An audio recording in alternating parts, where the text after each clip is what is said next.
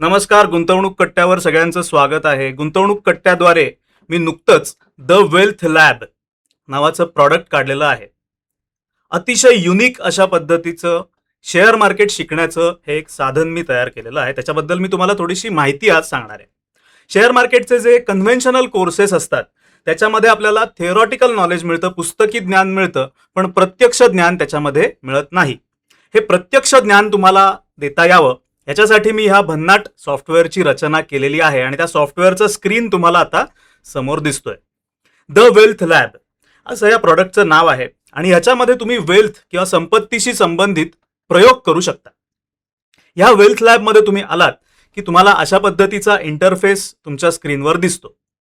आता हा इंटरफेस काय आहे हे मी तुम्हाला अतिशय सोप्या पद्धतीने समजावून सांगणार आहे. आपली जी गुंतवणूक कट्ट्याची पद्धत आहे की डावीकडून उजवीकडे आणि वरपासून खालपर्यंत सगळ्या गोष्टी आपण बघत आलं की आपल्याला सगळ्या गोष्टी व्यवस्थित समजतात. तर त्या पद्धतीने मी आता वरपासून तुम्हाला समजावायची सुरुवात करतो.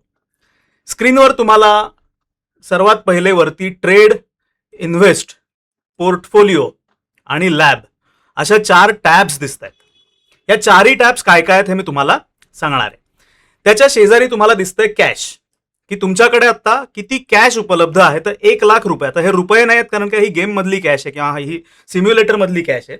तर 1 लाख रुपये आपण त्याला रुपयेच म्हणू, पण हे खरे रुपये नाही आहेत. हा नो रिअल मनी पद्धतीचा एक खेळच आहे असं समजूयात आपण. तर 1 लाख रुपयाची कॅश आहे आपल्याकडे. त्याच्यानंतर पोर्टफोलिओ किती आहे हे आपल्याला दिसतंय की आपल्या पोर्टफोलिओचं व्हॅल्युएशन सध्याचं किती आहे आणि आपली नेटवर्थ किती आहे हे आपल्याला वरच्या पट्टीत दिसतंय. त्याच्यानंतर इथे हिरव्या बटनात आपल्याला दिसतंय की ऍक्सेस किती दिवस आपला व्हॅलिड आहे. अजून 17 दिवस माझ्या या अकाउंटचा ऍक्सेस जो आहे तो व्हॅलिड आहे. त्याच्या शेजारी मला हा एक हॅम्बर्गर मेनू दिसतोय. त्याच्यात माझी profile, leader board, disclaimer, save आणि लॉगआउट अशी बटणं दिसतात. तर आता मी थोडी तुम्हाला इंटरफेसची ओळख करून देतो. या वेल्थ लॅबमध्ये आपल्याला काय करायचं असतं, आपल्याकडे हे खरोखर 1 लाख रुपये आहेत असं समजून आपल्याला आपलं वर्तन जे आहे ते करायचं असतं. आता दुसऱ्या ओळीत आपण बघूया. दुसऱ्या ओळीत आपल्याला काय दिसतं, तर इथे एक फिक्शनल को म्हणजे खोटी खोटी कंपनी असं आपल्याला शेअरचं नाव दिसतं. त्याची किंमत आहे 100 रुपये. आता आपण इथे प्लेचं बटन दाबूयात. तुम्ही एक एक करून डावीकडनं उजवीकडे वरपासनं खालपर्यंत बघत या म्हणजे तुम्हाला समजेल.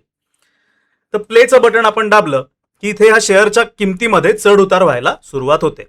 शेअरची किंमत कधी वर जाते कधी खाली येते. जसं खऱ्या मार्केटमध्ये होतं तसंच ह्या गेममध्ये मी प्रोग्राम केलेला आहे. आता इथे तुम्हाला चार्ट दिसेल. मी चार्ट झूम करतो. इथे तुम्हाला कॅन्डल्स प्लॉट होताना दिसत आहेत. किंमत वर गेली की हिरवी कॅन्डल तयार होते, किंमत खाली आली की रेड कॅन्डल तयार होते.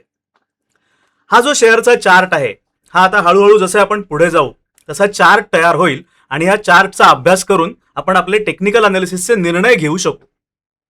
आता मी तुम्हाला थोडक्यात करून दाखवतो. आपल्याकडे 1 लाख रुपये आहेत. 1 लाखापैकी आपण 10,000 रुपये ट्रेडिंगमध्ये गुंतवूयात. मग मी काय करणार, तर मी इथे बायच्या बटनावर क्लिक करणार. मला समजा असं वाटतंय की शेअरची किंमत आता वरती जाईल, तर आपण बायच्या बटनावर क्लिक करूयात. बायच्या बटनावर आपण क्लिक केलं की आपल्याला एक फॉर्म ओपन होतो. या फॉर्ममध्ये बघा काय काय आहे. तर करंट प्राइस आहे 99 रुपये 90 पैसे. अवेलेबल कॅश आपल्याला किती आहे ती दिसते. बाय आहे का सेल आहे, आपली बाय ऑर्डर आहे. आता इथे तुम्हाला दिसतंय क्वांटिटी. मग एकतर आपण क्वांटिटी टाकू शकतो किंवा इथे क्लिक केलं तर अमाऊंट पण आपण सिलेक्ट करू शकतो. आपण असं म्हणतोय की आपल्याला 10,000 रुपयाची गुंतवणूक करायची आहे किंवा ट्रेडिंगमध्ये 10,000 रुपये टाकायचे, म्हणून मी इथे अमाऊंटला आलो आणि अमाऊंटला मी 10,000 लिहिलं. म्हणजे 100 शेअर्स माझे येणार 99 रुपये 90 पैसे. आणि इथे खाली तुम्हाला आलेलं दिसतंय बघा. हे बघा इथे 10,000 रुपये आपण इथे लिहिलं की आपल्याला इथे खाली तो विचारतो की स्टॉप लॉस कितीला लावायचा आहे आणि टार्गेट किती ठेवायचं आहे. तर आता आपण इथे 5% स्टॉप लॉस ठेवूयात. म्हणून इथे 5 लिहिलं मी. Stop loss price 5. म्हणजे याचा अर्थ काय की आपण समजा 100 रुपयाला घेतोय आणि किंमत खाली पडायला लागली तर 95 रुपयाला आपली पोझिशन जी आहे ती एक्झिट होईल. म्हणजेच आपला लॉस जो आहे तो स्टॉप होईल. जी स्टॉप लॉसची कल्पना आहे ती. आणि टार्गेट आपण इथे ठेवूयात 10%. ओके, 5%चा स्टॉप लॉस, 10%चं टार्गेट. आणि आता आपण म्हणूयात प्लेस ऑर्डर. तर आता मी इथे ऑर्डर प्लेस केलेली आहे. इथे मी जर का हे ड्रॅग केलं तर आपल्याला इथे खाली आपली ऑर्डर काय आहे आणि त्याची काय स्थिती आहे सध्याची ते आपल्याला कळेल. इथे 99 रुपये 90 पैशाला आपण घेतलं आणि आता त्याची किंमत झालेली आहे 106 रुपये.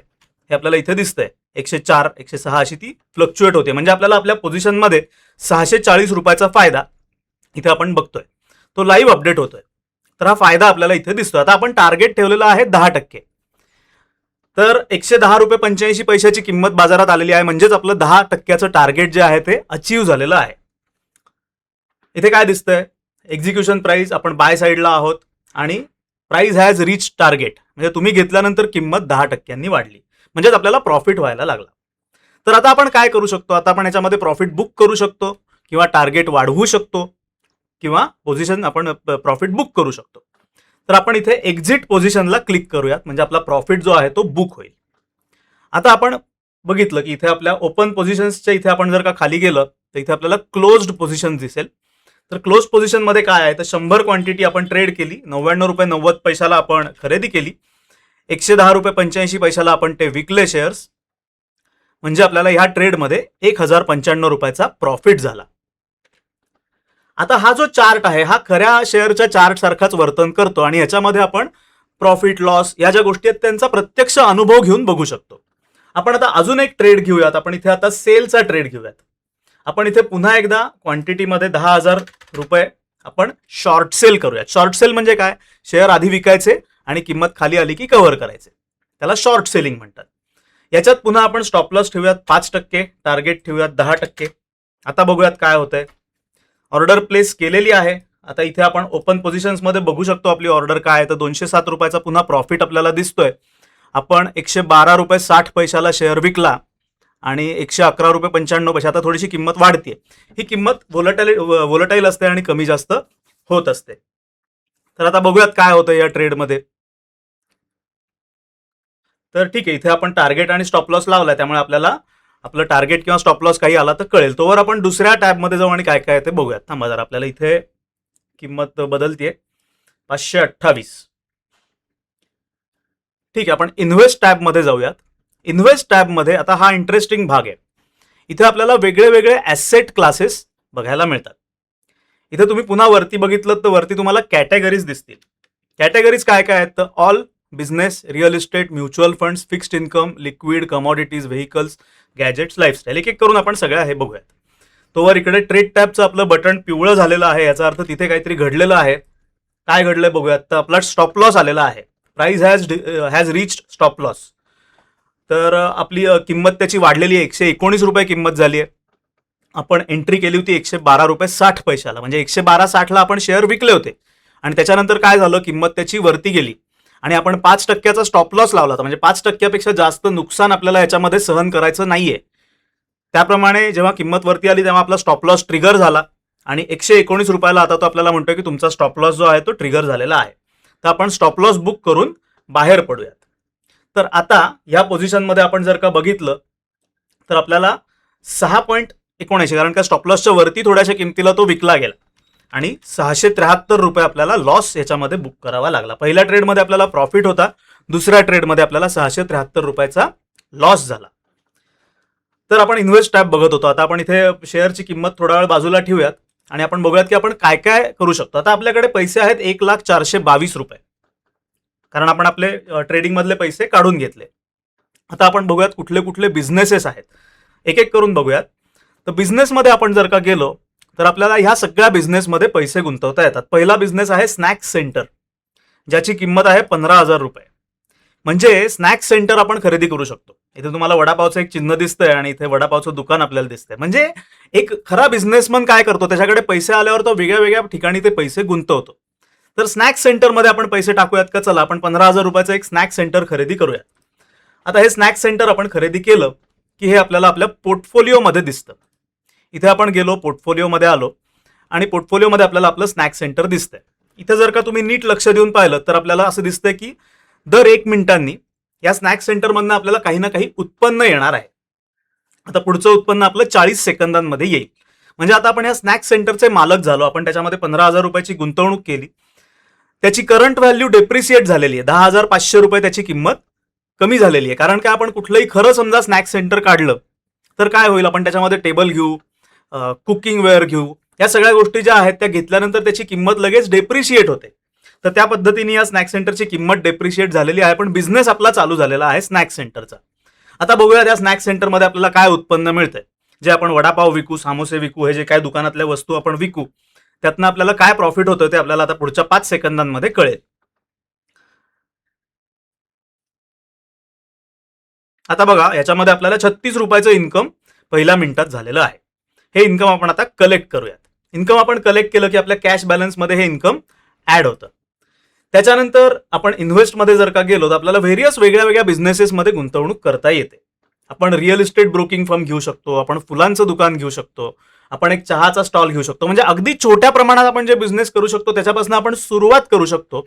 मग त्याच्यानंतर कपड्यांचं दुकान आहे, क्लोथिंग बुटीक, परफ्यूम शॉप आपण खरेदी करू शकतो, टॉय शॉप खरेदी करू शकतो, मेडिकल स्टोअर आपण घेऊ शकतो. या सगळ्या ज्या महाग महाग गुंतवणुका आहेत त्या सगळ्या गुंतवणुकांचे ऑप्शन तुम्हाला इथे बघायला मिळतील. म्हणजे गोल काय आहे, तुम्हाला जे 1 लाख रुपयाचं भांडवल सुरुवातीला दिलं होतं ते तुम्ही वेगळ्या वेगळ्या व्यवसायांमध्ये टाकायचं, ट्रेडिंगमध्ये टाकायचं, त्याच्यात प्रॉफिट कमवायचा आणि तुमची जी नेटवर्थ आहे ती नेटवर्थ तुम्हाला वाढवायची आहे. आता पुन्हा एकदा आपण एक ट्रेड घेऊन बघूया. आता शेअरची किंमत इथे वरती वरती जाते तर आपण बाय करूयात. इथे आपण बाय करताना अमाऊंट परत 10,000 रुपये टाकूयात. स्टॉप लॉस याच्यामध्ये 5% टाकूयात आणि 10% आपण टार्गेट ठेवूयात.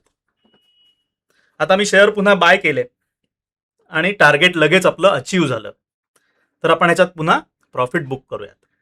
तर अशा पद्धतीचं तुम्हाला ट्रेडिंग प्रत्यक्ष शिकता येतं. पोर्टफोलिओमध्ये बघूयात काय झालं. तर स्नॅक सेंटरचं परत पुढचं इन्कम आपल्याला आलेलं आहे पुढच्या मिनिटांनी. दर मिनिटाला हे स्नॅक सेंटर आपल्याला काही उत्पन्न देतं. तर 468 रुपयाचं उत्पन्न आपल्याला या स्नॅक सेंटरमधनं आलेलं आहे. तर हे आपण कलेक्ट करूयात.